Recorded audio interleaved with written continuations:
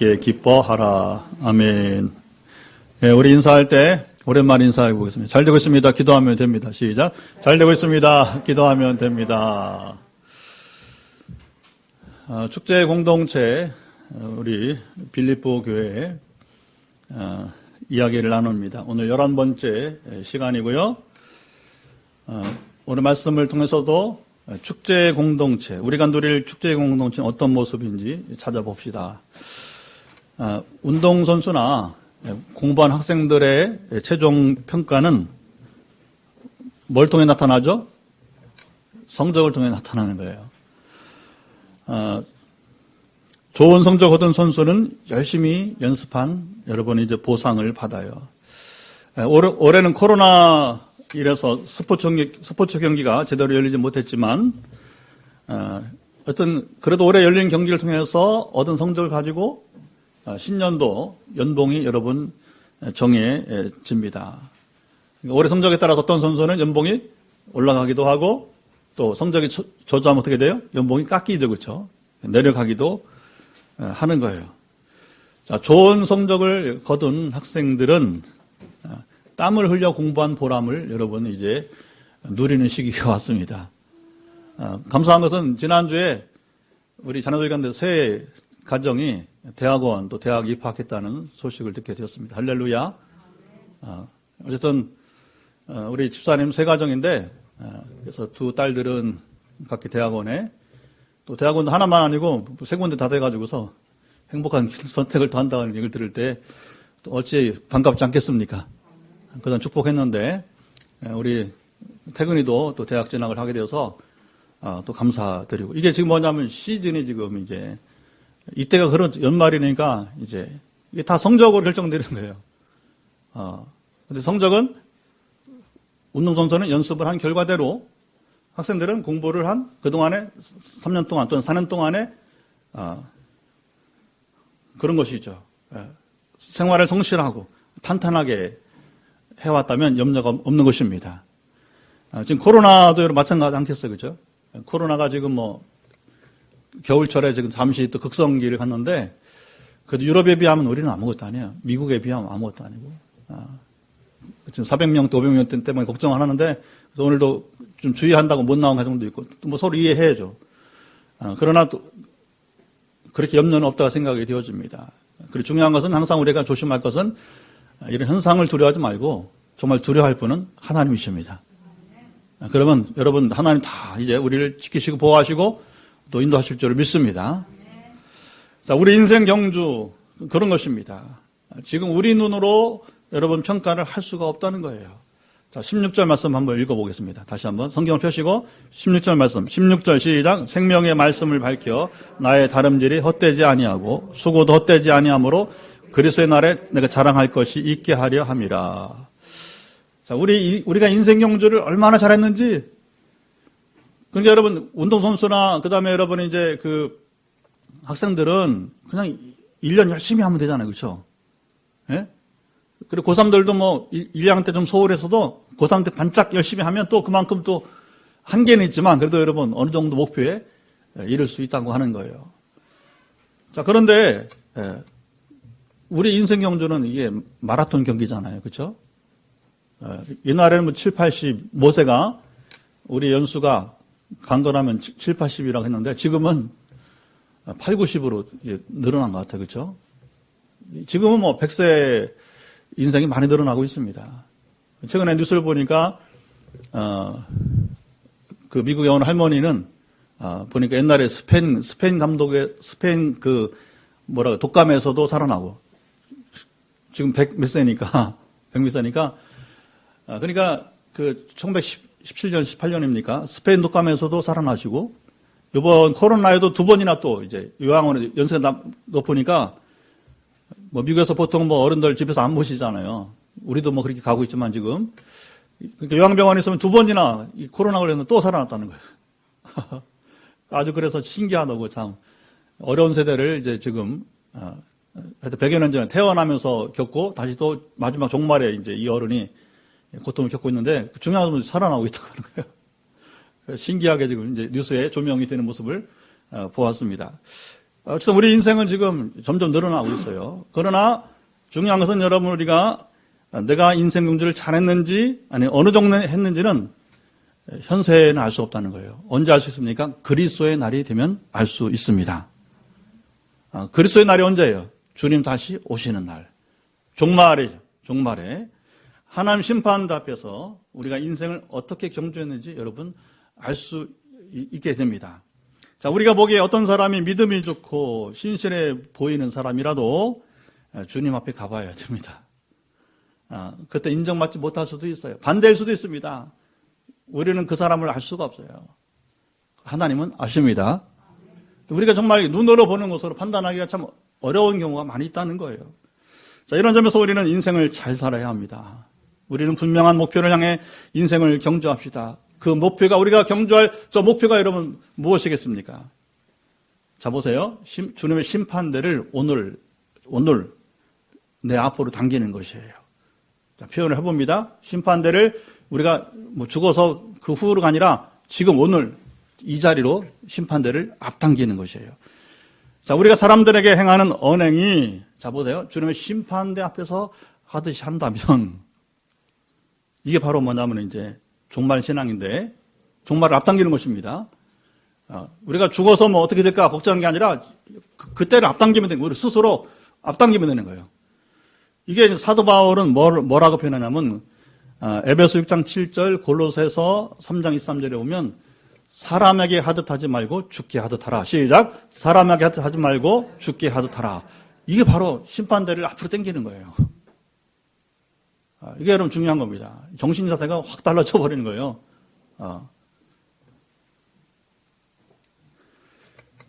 그러면 어떻게 됩니까?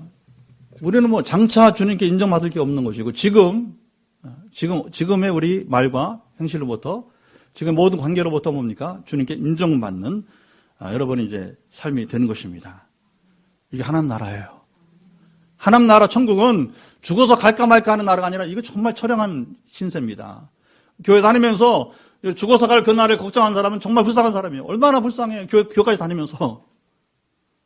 우리는 뭐냐, 그날을 앞당기는 거예요. 지금 이곳이 주님 통치하시고 우리가 주님 앞에 주님의 경외함으로 주님 앞에서 행하면 우리는 심판을 두려워할 것이 이미 심판 앞에 서 있기 때문에 아멘. 이게 건전한 종말은 신앙이에요. 말은 종말 신앙인데 뭐 이상하게 하는 많아요. 교주가 되고 그렇죠? 희한하게 뭐 말하지 않아도 알잖아요, 그렇죠? 헌금을 강요하거나 뭐 하여튼 여러 가지 기이한 일들이 있지 않습니까? 가정을 신천지처럼 부모와 자녀 사이를 갈라놓고 이거 다 이런 가짜예요, 가짜. 여러분 성경 어디 여러분 그 가정을 가르러 갑니까? 심지어 사도 바울은 뭐라고 해요? 믿은 후에 신앙 때문에 갈등이 있어도 참으라는 거예요. 왜 너로 인해서 혹시 내 아내가 내 남편이 구원받을지 어떻게 하느냐? 할렐루야. 이게 건전한 거예요, 건전한 거. 신앙 얼마나 건전한 것입니까? 근데 희한하게 종말 신앙 말하면서 아주 그냥 여러분 우리 신앙 가치를 떨어뜨리는 일들이 있어요. 가짜란 말이에요, 가짜. 우리는 성경이 기초한 본질을 쫓아가는 진짜가 됩시다. 예. 자, 오늘 우리는 주님께서 인정하시는 삶이 무엇일까? 자, 그리스도의 날에 주님께서 인정하시는 삶이 무엇일까? 오늘 본문에 세 가지를 말씀해요. 첫째는 지난 시간에 우리가 일부 보았습니다만 13절로 가서 하나님께서 우리를 향한 소원이 있다고 했어요. 자, 보세요. 우리도 하나님의 소원이 있잖아요. 그렇죠? 기대하는 바가 있잖아요. 그러면 자, 하나님께서 우리를 향해서 뭐예요? 소원하는 바가, 우리를 향해 기대하는 바가 있다고 하는 거예요. 종은 주인이 원하는 일을 행해야 돼요. 다시 한번 주목해보면 종은 자기 멋대로 하면 안 돼요. 이게 좋겠다 싶어서 요즘 건축회를 금요일마다 하잖아요. 근데 총감독 장로님이 이제 앞에 설례를 많이 말씀하세요. 왜냐하면 비 내리게는 전철을 밟지 말라고. 그 중에 오늘 점심 때 우리 현장 소장 점심 먹으러 오라고 했어요. 오늘 처음으로 초대합니다. 그동안 제가 조금 무심했어요. 그래서 이제 점심 올 텐데 수원에 건축하잖아요. 수원도 지금 교회를. 그 하하게 건축하는 건축 소장이 회의 때는 예 하고서는 뭐냐면 지 멋대로 하는 거예요. 아주 애를 먹이고. 건축은 총감독의 CM이라고 해요. 총감독의 말을 들어야 돼요. 그래야 전체적 모양이 나오는 거예요. 밑에 건축 소장이, 현장 소장이 자기가 판다. 그러면 회의를 할 필요가 없잖아요. 회의를 왜 하는 거예요? 이대로 해서 좀 더 나은 건축을 이루자 하는 것이 목적이잖아요. 그렇죠? 근데 뭐 우리 인생은 그런 것입니다. 우리는 종이에요. 하나님은 주인이십니다. 아무리 성실하고 땀 흘려도 주인의 지시한 일을 하지 않으면 그 종은 인정받지 못해요. 성경대로 말하면 매를 맞습니다. 이게 노예잖아요. 노예. 우리는 지금 뭐 매 맞다면 싫어하니까 책망을 받는다 이렇게 조금 유하게 말해야죠. 그렇죠? 책망을 받는 거예요. 실컷이라고서 여러분 책망 받아보세요. 김 빠집니다. 그거. 근데 왜 내가 책망받는지를 알아야 될 거 아니야. 자, 우리 인생의 주인은 예수 그리스도이십니다. 여러분 인생 주인은 예수 그리스도 맞습니까? 네. 우리 주님이 인정하시는 사람이 되려면 주님이 원하시는 일을 우리가 행하면 됩니다. 그리고 우리의 모든 결정권을 우리 인생의 주인이신 여러분 주님께서 행사하시도록 위탁하십시오. 여러분은 어떤 일을 결정할 때에 현실적 질문입니다. 어느 정도, 비율로 본다면 어느 정도 주님께 결정권을 위탁하고 있습니까? 자, 하나님 우리 삶의 모든 영역에서 어떤 일이라도 중요합니다. 하나님 결정권이 행사되기를 원하세요. 이 땅의 삶에 여러분 복받기 원하잖아요. 그리고 하나님 쓰임받기 원하잖아요. 그렇죠? 코로나 상관없어요. 여러분 이거 아무것도 아닙니다. 조심해야 되지만 정말 중요한 게 뭐냐? 하나님 원하신 대로 살고 있느냐? 이게 늘 우리 질문돼야 되는 거예요. 아무리 사소한 결정이라도 우리 의지만으로 결정하는 습관을 바꿔야 해요. 나를 통하여 행하시고자 하는 하나님의 소원, 하나님의 뜻을 우리가 이루도록 우리가 순종할 수 있기를 축복합니다. 인생 최고의 과제예요. 자, 이렇게 순종하는 사람이 주님께서 인정하신 사람이 될 수 있습니다. 이스라엘 초대 왕 이름 누구죠? 이스라엘 처음 하나님께서 세우신 선택받은 왕이 누구예요? 사울 왕이잖아요. 그렇죠? 자, 하나님께서 사울을 이스라엘 초대 왕으로 선택하신 것은 자 보세요. 하나님이 사람을 정확히 보십니다. 그 인물을 정확히 보시는 거예요. 아무나 이스라엘 초대 왕이 된 게 아니란 말입니다. 물론 외모도 출중했어요. 그렇죠? 보통 사람보다 자, 얼굴이 하나 더 있다고 했잖아요. 그 뭐예요? 보통 사람은 사울의 어깨 밑으로 있다는 거예요. 보통 사람들은 사울의 어깨에 얼굴이 닿는다는 거예요. 보통 사람보다 얼마나 큰 거예요, 이게? 2, 3cm는 더, 머리 크게 다 다를 수 있지만, 보통 사람보다 2, 3cm는, 23cm는 더 크다는 얘기 아니에요, 사울이. 그러니까 뭐냐면 아주 허우대가 좋은 사람이라는 거죠. 아주 인물이, 요즘 말로 말하면 탁월한 사람이라는 것이죠. 그뿐 아니었습니다. 그는 왕이 되기 전에, 하나님 얼마나 겸손했는지 몰라요. 뭐라고 합니까? 나는 왕이 될 수 없는 사람이라고 하면서 진보다리 사이에서 여러분 수레 사이에서 뭐냐면 이제 숨어 있어요. 어떻게 내가 왕이 되냐고. 그리고 우리는 베냐민 지파가 뭐예요? 사사시대에 거의 멸족될 뻔했어요. 죄를 보면서 아주 그냥 심한 한 사람이 죄를 보면서 그거 막다가 오히려 전쟁이 일어나게 되고 이제 11지파에서 거의 뭐 멸문지 될 지경이었어요. 그러니까 이스라엘 그때 역사에는요, 베냐민 지파면 아이고 그냥 막 부끄러운 지파죠. 그리고 아주 형편없는 지파란 말입니다. 그러니까 뭐 이제 사울이 처음에 네가 이제 이스라엘 왕이다 했을 때는 뭐 숨기도 하고 뭐 내가 베냐민 지파 사람이라고 하면서 막 그렇게 겸손하게 되는 것이죠. 그게 다 그릇이에요. 자, 문제는 사울이 왕권이 든든해질 때에 세월이 가는 거예요. 10년, 20년 가면서 왕맛을 보기 시작했어요. 이게 중요합니다. 왕맛을 보기 시작했어요. 이 왕 할만하네. 옛날의 모습은 싹 사라져버렸어요. 그 두려움도 사라지고, 부끄러움 사라지고, 철면피가 돼버리고, 이제, 그리고 이제 교만하고, 더 무서운 것은 교만하니까 불순종의 사람이 되기 시작합니다. 그 교만과 불순종이, 여러분 다른 얘기니까 뛰어넘고, 그를 선택했던 하나님께 버림받는 인생이 되고 마는 거예요. 저는요, 이 모습 볼 때 삼국지 생각이 나더라고요. 유비가 그 제갈량을 만나기 전에는요, 거의 백전백패예요. 비록 여러분 그 밑에 두 친구가 있었지만, 아주 출중한, 그렇죠? 두 장수가 있었지만, 전략이 없으니까, 결국은 실패하는 거. 그래, 결국엔 이제 그 세 사람이 이제 제갈량을 찾아가지 않습니까? 그래서 그야말로 이제 아주 정중하게 이제 함께 하기를 원하잖아요. 그 결국 제갈량이 이제 합류하면서 장비나 이 세 친구의 힘을 합해서 엄청난 이제 여러분 이제 진짜 전략이 있으니까 승승장구하는 시대가 되게 되는 것입니다. 그리고 드디어 유비가 정말 삼국의 하나를 차지하는 그렇게 변하게 된 거죠. 조조하고 또 오나라하고 이렇게 해서 이제 결국은 이제 이렇게 정말 3분되는 세계를 맞이하게 되는데 승승장구하다가 한 번은 전쟁에 나갔는데 말년에 유비가 그 제갈량이 동행을 하지 않았어요. 그래서 뭐냐면 제갈량이 유비를 보내면서 나하고 서신을 교환하면서 전령을 통해서 왜 안 가냐면 나라를 지켜야 되니까 또 제갈량이 나라를 지켜야 되니까 그러니까 이제 어쨌든 전쟁에는 유비가 나가게 된 거예요. 그러니까 이제 왕이시여 저랑 이렇게 교신을 하면서 전략을 통해서 전쟁을 하라고 한 거예요. 그런데 유비가 교만하게 돼서 왜냐하면 늘 한 번도 져본 적이 없잖아요. 착각한 거죠. 누가 있었기 때문에? 제갈량이 있었기 때문에. 제갈량이 있었기 때문에 결국은 이제 여러분이 이제 그 사마이라고 하는 이 사람 보면 백전백패한 거예요. 제갈량 앞에. 마지막에 어떻게 됩니까? 여러분 재미있는 것은 이제 제갈량이 죽었을 때에 제갈량의 인형을 나무 인형을 만들어 놓고서 저 한번 산에다 세워 놓는 거예요. 그리고 또 사마이가 겁나 도망갑니다, 여러분. 이 정도였어요. 근데 이 유비는 자기가 자기 실력으로 된 줄 알고서 교만하면서 뭐냐면 제가 그 대사가 지금도 삼국지의 유비의 말의 기억이 사라지지 않습니다. 너무나 뼈아픈 얘기 때문에 내게는 전략이 없더냐. 내게는 전략이 없더냐. 그 한마디가 뭐냐면 자기 스스로 몰락하는 그 전쟁 후에를 대표하고 뭐냐면 충격 때문에 유비가 죽어버려요. 그래서 제갈량에게 이제 결국은 후사를 맡기지만 끝내 이제 제갈량도 죽게 되고 세월이 다 물론 조조도 죽고 삼국지는 허무한 인생 끝나게 맙니다. 엉뚱한 사람이 결국은 이제 전투를 하고 마치게 되는 것이죠.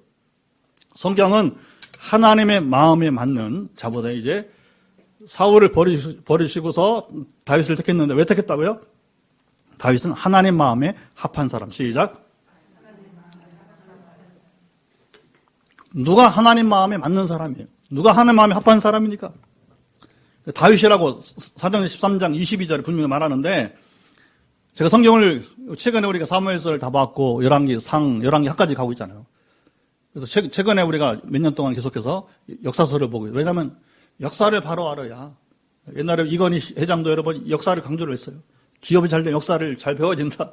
그래서 모든 교수보다 경영학 여러분 과학자가 아니라 그분은 항상 역사학자들을 계속해서 뭐냐면 사장단 회의에 강의를 시켜요. 사장단 회의가 수백 명 되니까 거기에 계속 강사로 오다 전략을 짜고 역사가의 말을 들어요. 역사가의 말을 들어요.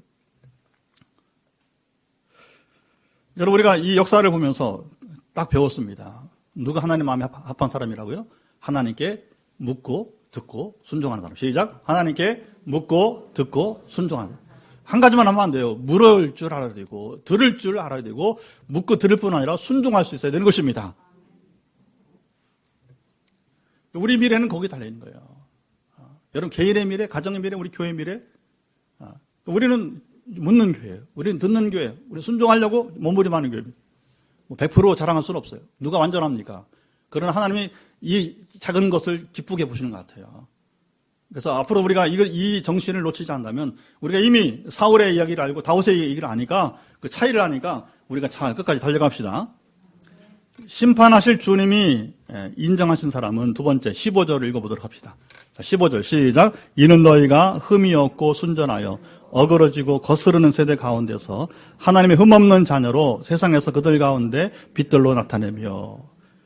누가 하는 심판대, 최후 심판대에서 인정받느냐. 여기 흠이 없고 순전한 자들. 시작. 흠이 없고 순전한 자들. 이 말씀은 세상을 사는 우리 신앙인들의 자세를 말해요. 사도 바울은 시대를 뭐라고 말합니까? 세상이 어그러지고 거스른 세대. 아담 이후 세상은 굽고 삐뚤어졌습니다. 꼭 갈퀴 같은 세상이 돼버렸어요. 갈퀴질을 해봤어요? 갈퀴질? 제가 어려서 아버지를 따라서 저희 할아버지는 옛날 다 시골이죠 뭐. 우리 할아버지 세대는 저희 할아버지 19세기 태어나서 19세기까지 이렇게 지냈으니까, 그리고 저희 아버지가 이제 94세까지 돌아가셨어요. 이제 2002년도에 월드컵 경기 때. 제가 굉장히 늦둥이거든요. 할아버지는 이제 옛날에 소위 말하는 서당 선생이었어요. 훈장. 그리고 아버지는 이제 할아버지가 일찍 병들어서 말하자면 이제 청년 가장이 돼가지고 일찍부터 농사를 해서 결국 이제 아버지 농사하면서 할아버지 얘기를 늘 하시면서 너희들은 공부했다 해서 저 삼형제가 다 이렇게 대학을 나왔어요. 그 시골에서 참 우리 때도 어려운 얘기였어요. 큰형님은 이제 초등학교 교사를 하시다가 공주사범학교를 나오고 저희 청주가 고향인데 둘째 형은 이제 일찍이 그냥 공대를 해서 이제 전기공학을 해서 이제 한전 벌써 퇴직했어요, 이제. 세월이 가서 이제 다 퇴직을 하고 계시는데, 그리고 제가 이제 저도 일반 대학을 졸업하고 이제 저는 신학을 해서 목사가 되었는데요. 그래 겨울이 되면 뭐냐면 산에 나무를 하러 올라가. 물론 시골에서 옛날에 아무나무나 비면 안 되죠, 그렇죠? 그러면 이제 잡히니까 이게 법을 어기는 것이니까 잔가지만 치는 거예요. 그게 다 알아요. 농부들은 다 압니다. 옛날 잘 지켰어요, 그걸. 그래서 뭐냐면 이제 그 갈퀴로 그 나뭇잎을 모아본 적이 있어요. 그러면 이제 그걸 가지고 이제 소 달고 싣고서 항상 소를 몰고 다니고 그러면 거기다가 딱 싣고서 집에 와서 이제 이렇게 아궁이에 불을 떼던 기억이 나는 거죠. 갈퀴는 구부러져 있어서 여기저기 잘 걸립니다. 그래서 나뭇잎이 잘 긁어지긴 하는데 문제는 때로는 뭐가 걸려요? 자갈 같은 것도 걸려요. 같이 걸려버려. 애를 먹기도 하지. 때로는 그냥 조용히 지나가지 못합니다. 정상적이지 못한 세상의 모습이 바로 그렇다는 거예요. 그냥 조용히 못 지나가요. 항상 뭔가 이렇게 걸려서. 가령 어떤 사람이 친절을 베풀면, 자 보세요. 이게 어그러진 세대 어떤 세대냐?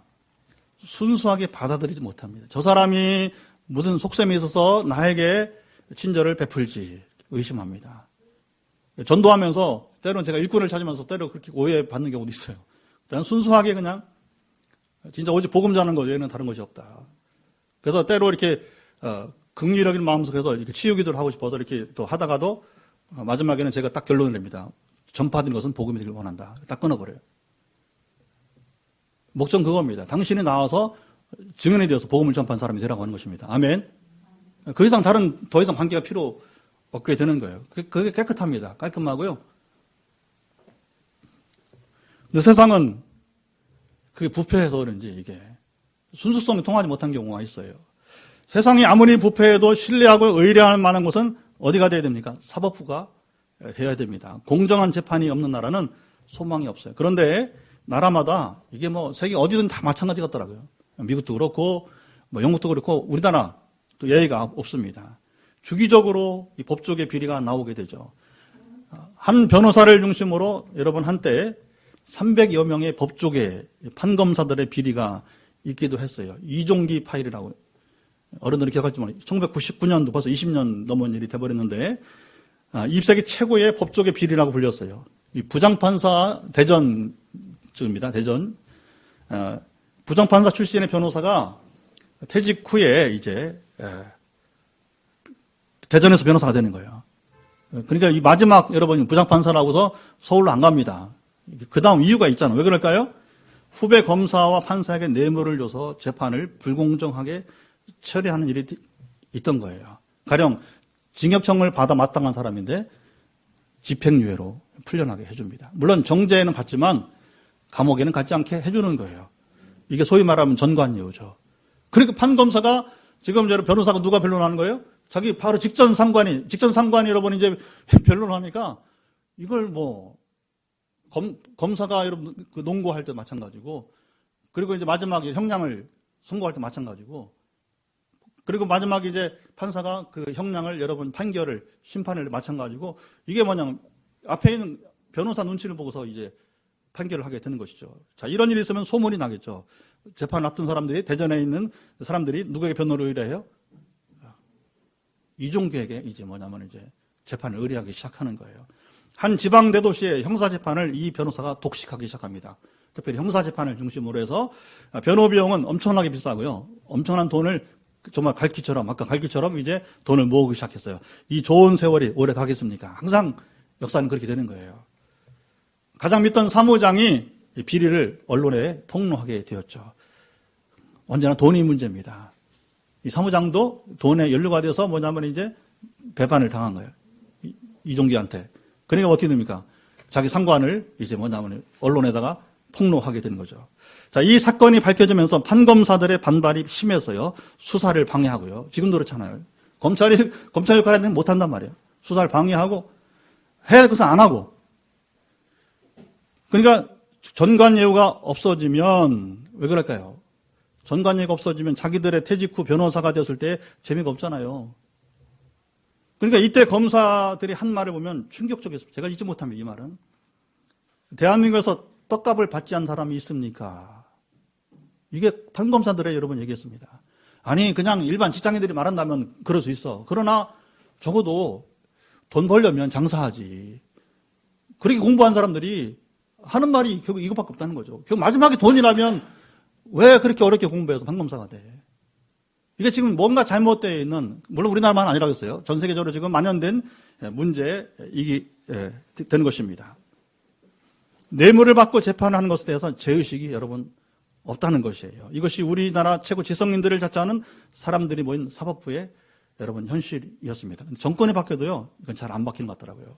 지금도 이런 관행들은 무수히 있어요. 그래서 부장판사 출신들이 그 다음에 수입 보면 어디든지 가보면 보통 50억, 100억 기본이 무슨 뭐 여러분 대기업 이사도 아닌데 그렇게 돼버리고 있는 것이죠.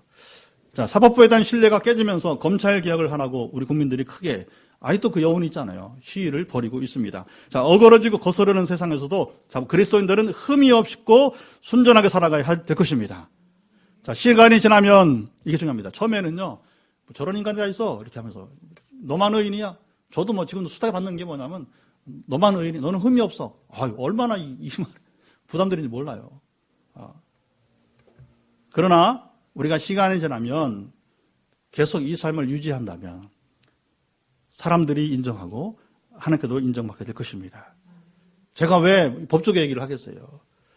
잘못된 관행들은 끊어져야 희망이 있는 것입니다. 법조계만 아니라 교계도 마찬가지예요. 수시로 제가 얘기하니까 우리 교회는 뭐 이런 얘기 듣기 싫을 정도로 듣기도 하니까. 그러나 이 얘기를 왜 하냐면 그래야 우리가 뭐 긴장감을 갖는 거예요. 그리고 우리는 우리가 잘했다는 게 아니라 이것이 우리 현실이니까 우리는 이 문제를 놓고 하나님 앞에 간절하게 기도하자고 하는 것입니다. 그래야 기도해야 여러분 변화가 일어나기 시작할 것입니다. 근데 이걸 놔도 뭐냐? 썩어가는 살을 그냥 수술하지 않고 놔두는 격이 되는 거예요. 요즘 통계를 주기적으로 이메일로 보내주는 기관이 있어요. 신뢰할 만한 기관입니다. 최근 제가 받은 통계를 소개해드리겠습니다.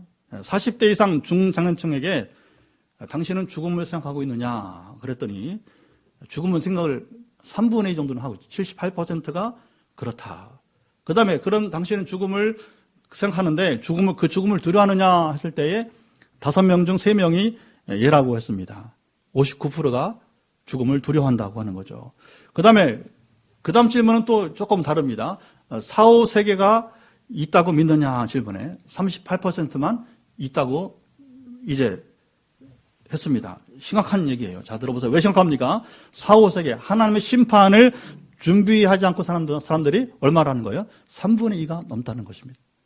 그러니까 불교를 잡아보세요. 우리나라에 기독교인 말고 불교, 인도교 여러분 다양하잖아요. 그렇죠? 지금 요즘 이슬람교도 많아요. 이슬람교도. 그런데 뭐냐? 종교를 갖췄음에 불구하고 사후 세계를 믿지 않고 사후 세계 하는 심판을 준비하지 않고 살고 있다고 하는 겁니다. 종교는 있지만 심판은 준비하지 않고 살고 있다는 거예요. 죽기 전에 잘했다고, 마지막 질문입니다. 죽기 전에 잘했다고 생각하는가? 하고 싶은 일을 당신은 하고 의미 있는 일을 하고 살았는가? 질문에 17%만 네라고 답변을 했다고 하는 겁니다. 나머지 80% 이상이 의미 없는 허무한 인생을 살고 있다고 하는 얘기가 드는 것이죠. 자, 종교를 믿는 효과는 긍정적 감정. 종교 생활하면 부정적이지 않고 긍정적인 마음을 가질 수 있다. 또 윤리적으로 살 수 있다. 윤리적 행동, 올바른 가치관 형성에 도움이 된다고 대부분 말을 했고요. 그 다음에 이제 마지막이면 종교별 호감도는 5개 종교 중에 기독교가 4위를 차지했는데 불교가 51점, 천주교가 50점, 원불교 31점, 개신교가 28점, 마지막 5등이 이슬람교가 16점이에요. 그 다음에 자기 종교에 대한 호감도에 있어서 내가 믿는 종교에 호감도가 있다. 천주교가 76점, 불교가 71점, 개신교는 62점에 불과했습니다. 저는 이 통계를 보면서 왜 소개하냐. 오랫동안 우리가 지금 전도의 문이 열리지 않는 세월이 오래 지났어요. 언제부터냐면 1990년대부터. 아무리 미뤄도 그렇습니다. 80년대까지는 그래도 개척하면 거의 교회가 깃발만 꽂으면 소위 자랐어요. 그런데 지금은 90년대 이후는 점점 하향 곡선을 걷고 있는 거거든요. 물론 그 중심에는 경제가 성장했기 때문이라고 사역에서 말합니다. 경제 성장했기 때문에 종교에 대해서 더 이렇게 소홀히 여긴다고 하는 것이죠. 그러나 지금 통계를 보게 되면 결국에 한국 교회가 상당한 회개와 변화가 필요하다는 분석이 나오게 되는 것입니다. 히스기야와 요시야 왕 시대에 종교개혁처럼 대대적인 종교개혁이 있어야 된다고 하는 것입니다. 근데 제가 오랫동안 기성교회를 목회해봤는데 기성교회 개혁은 기대하기가 힘들더라고요. 그래서 우리 교회 같은 신생교회들이 개혁의 깃발을 들고 나가야 돼요. 오해하지 마세요. 뭐 구호를 외치고 데모를 하라는 말이 아니에요. 그렇게 될 일이 아닙니다. 어떻게 됩니까? 이 시대에도 교회가 부흥이 되는 모습을 보여주는 것입니다. 코로나 시대에도 지금 성전 건축을 하고 교회 건강히 잘하시다는 것을 나타내줘야 되는 것입니다. 어떻게 가능하냐? 지금도 저에게 질문을 많이 와요. 어떻게 빈내리 교회는 이 시국에 건축을 하느냐? 대안이 있느냐? 그러니까 우리가 지금은 과정이기 때문에 말을 못합니다. 해서도 안 되고, 그러나 조금 세월이 지나가면 우리가 한 100명, 150명 모이기 시작하면 주목을 할 거예요. 지금은 아직 주목식이고 앞으로 한 4, 5년 또 5, 6년 이내에 여러분 이제 우리 교회 이야기가 이제 세상에 나가게 될 것입니다. 그러면 그때는 뭐냐? 그 다음 단계를 한 번 더 제가 은퇴하기 전에 60대가 되니까 이제 한 5, 6년, 4, 5년 지나면 이제 제가 60대 초반이 될 테니까 나머지 이제 한 번 더 점프할 수 있는 기회를 우리는 또 이제 찾게 될 것입니다. 할렐루야. 이게 바로 뭐냐면 개혁이에요. 우리가 성경대로 성경만 설교하고 성경만 읽고 성경대로 기도하고 그리고 우리가 여기에 아까 말한 것처럼 말씀대로 다윗처럼 묻고 듣고 순종했더니 하나님은 시대적 상황 관계없이 교회를 세우시더라 하는 것입니다. 그게 부흥이에요. 아멘. 그러면 나머지는요, 아까 부패, 비리 얘기했지만 이렇게 사는 교회, 이렇게 사는 성도 가운데 어떻게 부패가 있어, 비리가 있어. 그럼 다시 우리 타락한 교회로서 또 다시 옛날 돌아가는 회귀하는 밖에 안 되는 것이니까 어떤 우리가 신생교회로서 또 우리와 함께하는 이들이 또 다른 교회들이 이렇게 해서 그게 개혁이에요. 역시 본질을 찾아야 교회가 자란다고 하는 것. 그게 바로 히스기야의 종교개혁입니다. 요시야의 종교개혁이 되는 것입니다. 아멘. 가치가 드러나야 돼. 가치가 드러나야 돼. 자, 15절에 흠이 없다는 것은 비난하거나 트집 잡을 것이 없다는 말이에요. 정직한 사람을 모함할 수 있지만 끝까지 정직하면 결국에 흠이 없는 사람으로 드러난다는 말이 되는 것입니다. 순전하다는 것은 포도주나 금에 불순물이 없는 것을 말해요. 자, 우리가 이렇게 흠이 없고 순전하면 하나님께서도 우리를 인정하시게 됩니다. 최근에 매주 화요일 아침 7시부터 9시에 50 내지 60명의 목회자들이 민수기 공부를 하고 있어요. 그래서 이영길 목사님이 캘리포니아에서 강의와 토의를 이제 줌으로 진행을 하게 됩니다. 그럼 미국의 그 시간에 미국은 서부 지역은 이제 오후 2시, 우리는 아침 7시. 그러니까 이제 그쪽 동부 지역은 이제 또 3시간 앞서니까 오후 5시. 상관없이 시차 관계없이 미국에서 각 도시에서 일본 동경 중심으로 그다음에 한국에서 기타 하여튼 일부가 또 함께하는 시간을 갖습니다. 참 은혜가 됩니다. 민수기는 출애굽기와 다르죠. 출애굽기는 출애굽 초기 역사를 전해주는 이야기입니다. 우리가 수요일마다 아침에 지금 줌으로 우리 교회가 공부를 하고 있죠. 애굽에서 종살이하던 이스라엘이 모세 출생 이후에 어떻게 됩니까? 이제 모세가 80세까지 자란 다음에 그 출애굽이 이루어지게 되잖아요. 바로와의 대결, 그리고 10가지 재앙, 그리고서 이제는 장자들이 죽으면서 결국은 잠시 바로왕이 마음이 풀릴 때에 급하게 도망치는 거죠. 출애굽이 도망치는 겁니다. 뭐 다른 거 있어요. 도망치는 게 출애굽이에요. 그래야 자유를 얻으니까 바로에게서도 자유, 그리고 쫓아오잖아요. 다시 홍해 기적이 일어나게 되는 것이죠. 그래서 홍해를 통과하면서 이스라엘 통과하고 애국군대는 어떻게 해요? 그 바다에 수장돼 버려요. 그래서 홍해를 건넌 사건은 세례가 되는 것입니다. 사도 바울이 해석하는 것이니까. 그리고 자 보세요. 어디로 갑니까? 시내산으로 갑니다. 시내산에 뭐 합니까? 계명을 받아요. 모세가. 자 보세요. 계명을 받는 것은 무엇입니까? 하나의 결혼식을 하는 거. 하나님과 이스라엘 결혼식이 되는 거예요. 이제는 이스라엘의 하나님의 신부로서 성결하게 살라고 하는 얘기가 되는 것이죠. 자, 민수기는 시내산을 떠난 후에, 물론 그 율법 속에는 뭐가 있습니까? 성막 있죠. 제사 있죠. 그것까지가 이제 출애굽이고, 민수기는 시내산을 떠난 이후에 광야 생활 이야기가 나옵니다. 자, 보세요. 이스라엘이 하나님 백성 된 후에 이야기가 되는 것입니다. 하나님께서 이스라엘에게 원하신 것은 뭡니까, 이제? 하나님의 백성답게 살아라 하는 것입니다. 자, 보세요. 구원은 10가지 재앙 바로 이기는 것입니다. 홍해를 건너는 것, 누구 힘으로? 하나님 능력으로. 오늘 우리가 죄로부터 어떻게 여러분 구원받습니까? 보혈의 능력으로. 하나님의 은혜로. 아멘. 여기까지는 공짜야. 그러나 민수기는 다르다는 거예요. 민수기는 뭡니까? 이제는 자세가 바뀌어야 되는 거예요. 구원받은 하나님 백성으로서 그 백성들에게 살아가야 되는 것입니다. 그 시험을 하는 거예요. 그 시험을. 자, 너희들이 이제 정말 더 이상 종의 근성을 버리지 않고, 우리 지난주 나눴잖아요. 그렇죠? 종의 근성을 버리고 진정 우리가 자유인답게 살아가는지를 하나님 시험하시는 것입니다. 우리 그리스도는 마찬가지예요. 세례 이후는, 세례 전까지는 세상 향락을 쫓을 수 있어요. 그러나 세례 이후는 안 됩니다. 성숙해 가야 돼요. 변화되어 갈 것입니다. 그런데 민수기 보면 이스라엘이 그리 성숙하지 못합니다. 종의 근성을 버리지 못합니다. 한 나라 시민으로 거듭나지 못합니다. 실패한 그들의 역사 이야기가 출애굽이에요. 출애굽 1세대는 다 죽고 1.5세대와 그리고 2세대가 가나안으로 들어가는 이야기. 그게 이제 여호수아로 가게 되는 거죠. 그러나 민수기는 실패한 역사의 이야기 남기고 끝나는 거예요. 여호수아 가면서 이제 모세가 죽으면서 이제 새 시대에는 잠시 그들의 이제 한 나라의 시민답게 살아가는 모습이 나오기는 합니다. 자, 지난 화요일날 이 민수기 공부를 이제 지난 수요일반 마치면서 결론이 뭐였냐. 우리가 하나님의 마음에 합한 자들, 교회들만이 코로나 이후에 요동하지 않고 앞으로도 나아갈 수 있다고 한 것입니다. 그렇지 못한 성도들과 교회들은 상당히 지금 어렵게 될 것이다. 그러면서 이 목사님 뭐라고 하냐면, 여러분들 허리끈을 잔뜩 묶어야 됩니다. 지금부터. 어려운 고난의 이제 시기가 시작되기 때문에. 자, 이 목사님은 한국과 미국에서 목회를 잘 하시고 은퇴하신 80대 초반의 원로 목사님이세요. 이분 65세에 달라스 빈네리 교회에 은퇴를 하셨기 때문에, 은퇴하시고 벌써 20년 돼가요. 벌써 은퇴한 지가. 원로 목사 된 지가 벌써 20년 돼가요. 우리 교회 3번 오셨죠. 지성과 영성을 겸비한 분이고 복음적이면서도 현실에 냉철하세요. 이분은 예언자적인 설교를 하시는 분입니다. 보통 사람들 이렇게 설교 못해요. 왜? 자기가 못 살기 때문에.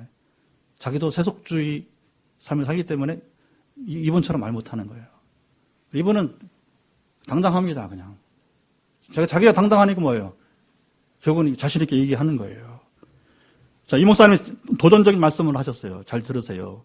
지금 하나님께서 세상에서 가장 타락한 나라를 심판한다면, 한 나라만 본보기를 심판한다면 그 나라가 어떤 나라가 될까요?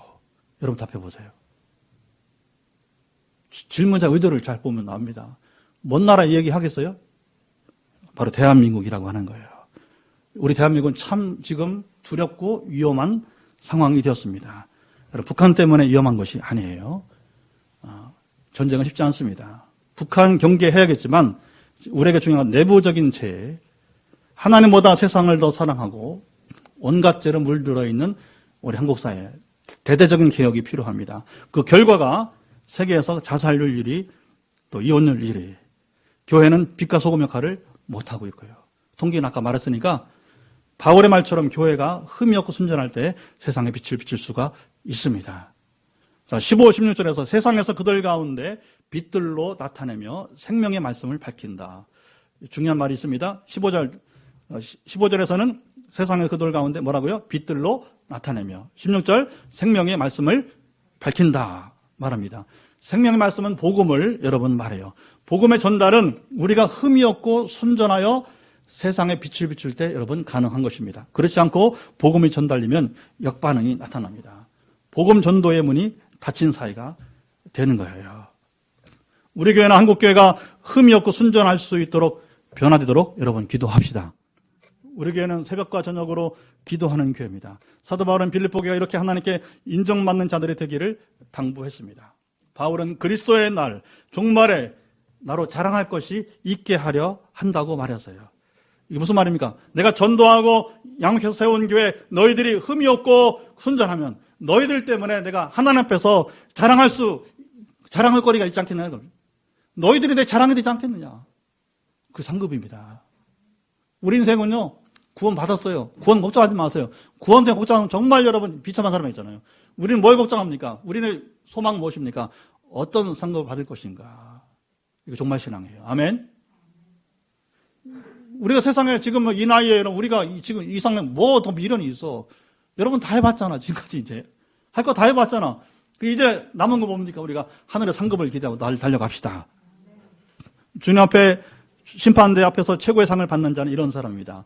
사람들로 흠이 없고 순전하게 살 수 있도록 하는 자입니다. 바울에게는 이 소망이 있었습니다. 빌립보 교회가 흠이 없고 순전하여 하나님께 인정받고 바울은 하나님 앞에 그들로 인해서 자랑할 수 있는 것이 있으니까요. 다니엘서 12장 3절 들어보세요. 지혜 있는 자는 궁창의 빛과 같이 빛날 것이요 많은 사람을 옳은 대로 이제 돌아오게 하는 자는, 옳은 데가 어디예요? 그리스도죠. 진리신 그리스도를 말하게 되는 거죠. 복음으로 돌아오게 하는 자는 별과 같이 영원토록 빛나리라. 타임즈가 선정한 올해의 어린이, 처음으로 되게 타임즈는 해마다 올해 인물, 그렇죠? 퍼슨 오브 더 이어 해서 되게 올해 인물을 하는데 올해 처음으로 뭐냐면 올해 어린이 16세 만 16세 이하를 어린이로 잡고서 올해 어린이로 미 콜로라도주에 사는 기탄잘리 라오라고 하는 15세, 우리나라는 16세나 17세 정도 되는 것이죠. 이 어린이 과학자가 선정이 되었습니다. 왜 과학자냐? 실제 과학자예요. 나이는 어린데 자세한 건 여러분들이 이제 뭐냐면 이제 이 기탄잘리 연구 내용은 언론에서 보시면 됩니다. 검색하면 나오니까 얘가 어린인가 싶을 정도로 엄청난 여러분 이제 족적을 벌써 남기고 있어요. 왜냐하면 애가 문제가 있으면 그걸 연구해서 그걸 해법을 주니까 이게 이미 뭐 그 성인보다 더 뛰어난 그런 아이입니다. 자, 이 어린이 과학자가 뭐냐면 이제 유명한 배우 안젤리나 졸리와 인터뷰를 했어요. 그리고 그 기사 내용을 타임지가 이제 공개를 하게 된 것입니다. 자, 그 인사말이 인상적이었어요. 그 중에 제가 일부만 소개를 해볼게요. 내 목표는, 이 어린아 말은 얼마나 당찬지, 내 목표는 내가 직접 만든 장치나 프로그램이 세계 문제를 해결하고, 첫째, 세계 문제를 해결하고, 다른 사람들에게도 해결할 수 있다는 영감을 주는 것이다. 나 혼자 해결한 것이 아니라 해결사는 당신도 해결사가 될 수 있다고 하는 거예요. 내가 할 수 있다면 당신도 그 누구도 할 수 있다는 것을 보여주고 싶다. 이건 저는 어린 과학자의 이야기인데요. 저는 감동이 되더라고요. 일부러 제가 사진으로 캡처를 해가지고서 지금 소개하고 있는 거예요. 기사를 읽다가 뭐지 하면서 읽다가 영감 와서 그냥 오랜만에 제가 스크랩을 하게 된 거예요. 요즘은 이제 전화기 좋으니까 바로 그냥 사진을 찍으면 되니까. 여러분, 우리가 할 일이 무엇입니까? 이 아이처럼 살면 되는 겁니다. 먼저 내가 인생의 문제를 해결받고, 그리고 당신들도 인생의 문제를 해결받을 수 있다고 우리가 자신감을 주는 것입니다. 그게 우리에게 사명이에요. 포항 땅을 거룩하게 하는 것입니다. 그런데 우리는 이 과학자하고 다른 점이 있습니다. 과학자는 자기가 스스로 노력해서 이걸 창출해야 되지만 우리는 우리가 할 수 있는 게 없어요. 이게 참 이제 딜레마입니다. 우리가 하나님 앞에 묻고 듣고 순종하면 하나님께서 내게 해법을 주시고 그리고 다른 사람에게 해법을 주게 될 것입니다. 이게 지금 우리 교회가 지금 규모는 작고 지금 성장의 과정이 있지만 이걸 분명히 나타내 보여줘야 돼요. 그 연습을 엄청나게 지난 10년 전부터 성령을 제게 보여주시고 신학자인 제게 바로 이것을 임상하도록 지금도 매주마다 매 시간마다 이제 이렇게 해나가고 있게 돼요. 여러분들도 그 도전을 저랑 받으면서 매주 메시지를 받으면서 그 말씀들이 여러분 상관 이루어지길 축복하는 것입니다. 자, 주님께서 인정하시는 자는 세 번째 17절 한 절 더 읽어보겠습니다. 17절 시작. 만일 너희 믿음의 제물과 섬김 위에 내가 나를 전제로 드릴지라도 나는 기뻐하고 너희 무리와 함께 기뻐하리니. 주님 인정하시는 마지막 사람은 누구냐? 다른 사람에 대하여 믿음의 봉사를 하는 자. 시작. 다른 사람에 대하여 믿음의 봉사를 하는 자들입니다. 사도 바울이 앞으로 살 수 있는 날은 지금 오늘 본문에 보면 불투명해요. 얼마 남지 않았어요. 그의 남은 인생 할 일은 오직 한 가지였습니다. 바로 빌립보 교회에 바로 믿음의 제물과 섬김을 위해서 헌신을 하는 것이라고요. 자, 믿음의 제물은 믿음의 제사, 다시 말하면 구원의 완성을 말하고요. 섬김의 의미는 예배를 말씀하게 됩니다. 그래서 예배라는 말 자체가 아바드, 섬기다는 말에서 나왔어요.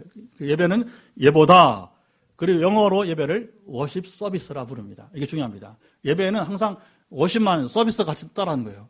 예배는 섬김이 항상 따르기 마련입니다. 전제는 전제물을 말씀합니다.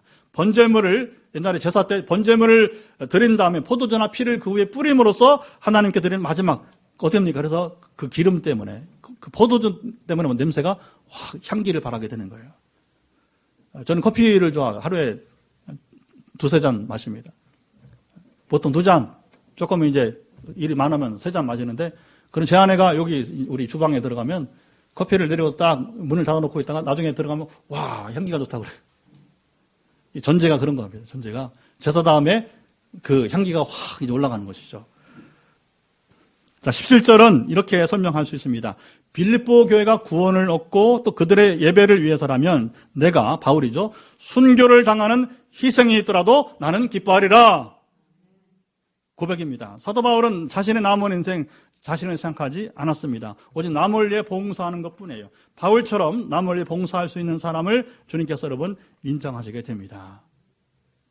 특별히 다른 사람이 다른 것 아니고 나로 인해서 복음을 믿을 수 있다면, 우리에게 주어진 과제는 그겁니다. 나 때문에 복음이 전파될 수 있다면 그게 우리의 인생의 유일한 목적이 되기를 바랍니다.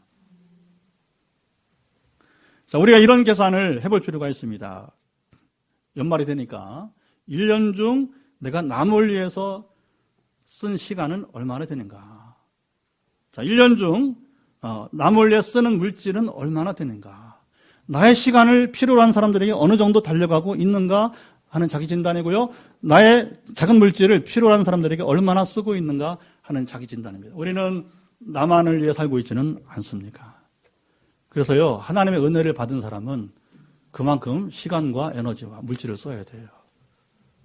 그게 증인이에요, 증인. 최근에 어떤 우리 탁사님 유방암 치료받고 그 싱어 하신 분이 여기 앞에 집사님, 희한하게 유방암 환자가 계속 연결돼요. 그럼 저는 제가 환자가 아니었잖아요. 저는 기도자였지. 그러니까 뭐냐면 계속 탁시사님 부를 수밖에 없는 거예요. 그래서 조인트를 시켜줘요. 1명, 2명, 3명, 막 4명, 지금 막 이제 뭐, 선교사만 3분이고, 또 포항에 또 한 자매, 화요일날 오시는 분. 그 4명, 계속 뭐냐면 집사님은, 물론 다른 분에게도 집사님 간증을 합니다. 하나님 살아계시다. 지금 역사하신다. 내 암을 고치셨다. 아멘. 그러면 자 보세요. 이 교사하면서 이게 보통 일이 아니에요. 알아. 그러나, 지금 고통 가운 사람이, 자 보세요. 앞에 고통을 당했다는 사람이 말을 해주면 제가 말하는 것보다 힘이 있는 겁니다. 설득력이 있는 것입니다. 그래서 저는 계속해서 기도로 하나님께 묻고 그 사람의 필요한 것을 이렇게 그 말씀을 나누면서 용기를 주면서 또 실제로 치유 기도를 하게 되는 것이고, 우리는 앞으로 이런, 물론 특사만 아닙니다만 다 하고 있지만, 우리 김영사님도 지금 이제 행복모임 나와서 전도할 때 같이 계속 참여하면서 도전을 주고 그 자리에 앉아있음으로 인해서 또 함께 이제 그 전도 모임을 이어나가게 된 것이고, 할렐루야. 자, 이 메시지를 전하는 사도 바울의 내면에는 빌립보 교회가 그렇게 살지 못하고 있음을 암시합니다. 자, 그들이 바울을 하나님의 종으로 알고 잘 섬겼지만 그것으로 주님께 인정받을 수 없다는 말씀이에요. 또 너희가 더욱 자기를 죽이고 남을 위해 살고 봉사해야 한다는 것입니다. 그래야 주님께서 인정하는 사람들이 될 수 있다고 그는 강하게 권하는 설교를 하고 있어요. 사도 바울의 영적 깊이를 느낄 수 있는 말씀입니다. 우리는 주님께 인정받을 여러분 준비가 되었습니까? 종말론 신앙은 심판대를 지금 이곳으로, 부부가 싸우다가 여러분 싸우다가 감정을 딱 내려놓고 우리 심판대 앞에 서자 이렇게 가야 때로는 그런 것이 필요합니다. 이게 어떤 쇼윈도 부부가 아니라 우리가 어떤 여러분 정말로 쇼맨십이 아니라 때는 그것 왜냐 우리가 부족하니까 연약하니까 뭐요 잠깐 멈추고 쇼라도 좋아요. 우리 변화되어야 됩니다. 변화되어야 됩니다. 제가 지금 우리 부부가 그런 연습을 하나 하고 있어요. 5쌍이 지금 목사님들이 5 부부가 지금 단톡에서 지난번에 한번 세미나 하고서는 뭐냐면 계속 생활들을 나눕니다. 근데 유치해보기도 해요. 그런데 놀라운 변화가 일어나더라고요. 우리만 아니라 특별히 여러분 이제 경기도에 있는 어느 부부 같은 경우에는 심각한 얘기를 내놨어요. 그런데 지금 치유가 돼 회복이 되어 가는 거예요. 자 보세요. 이게 심판대를 앞으로 당기지 않으면 뭐냐? 우리는 도저히 안 바뀌는 거예요. 그러나 심판대 앞으로 당기니까 내가 능동적으로 자세를 바꾸게 되는 것입니다. 관계가 회복되는 것입니다. 부부가 회복되는 것입니다. 궁금하죠? 그래서 이제 좀 지나면 어느 시점에서 우리도 부부 사랑학교를 할 거예요. 근데 그건요, 7주인데 프로그램이 중요한 게 아니라 끝난 다음에 그 팀이 같이 계속해서 뭐냐면 실습을 해야 돼요. 뭐든지 여러분 연습이 돼, 실습이 돼야 여러분 되는 거잖아요. 그렇죠? 영적 생활도 마찬가지고 부부 관계도 마찬가지예요. 그래서 예수 안 믿어도 괜찮아요. 최상국 씨나 우리 이종훈 씨가 이런 자리에 오면 이제 기적이 나야 되는데. 아멘.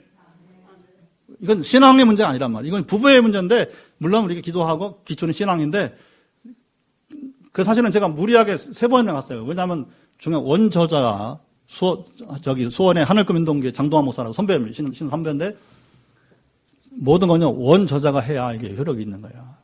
뭐냐, 어떻게 하는지를 그게 다르더라고요. 그 다음 사람이면 이게 본질이 떨어지는 거예요. 그래서 이제 원저자 어떻게 하는 거 봤더니, 이번에 물론 고려대학교에서 상담 심리학을 했고, 목사님이 집단 상담을 경험을 하신 분이에요. 그러니까 이게 굉장히 능숙하게 하더라고요. 지금도 우리 단톡소에서 뭐냐면 이분이 리더로서 뭐냐면 이렇게 딱딱 집어주는 거예요. 그리고, 때로는 조깅, 이렇게 웃기기도 하고, 그러면서 또 살짝 넘어가게 하고, 그러나 패부를 찌르기도 하고, 또 조깅하면서, 이렇게 해서 뭐냐면 관계를 잘 이끌어 가더라고요. 자, 오늘 3가지를 점검하며 깊이 생각합시다. 지금 이대로 모습으로 인정받을 수 없다면 전혀 새롭게 변화되어야 될 것입니다. 장차 주님의 심판대 앞에 설 때 우리 모두 주님께서 인정하시는 하나님 나라의 일꾼들이 다 될 수 있기를 주님 말씀 간절히 축원합니다. 자, 우리 일어나서 찬양하면서 또 결단하도록 합시다. 오늘 찬양은 그날이 도적같이 찬양하도록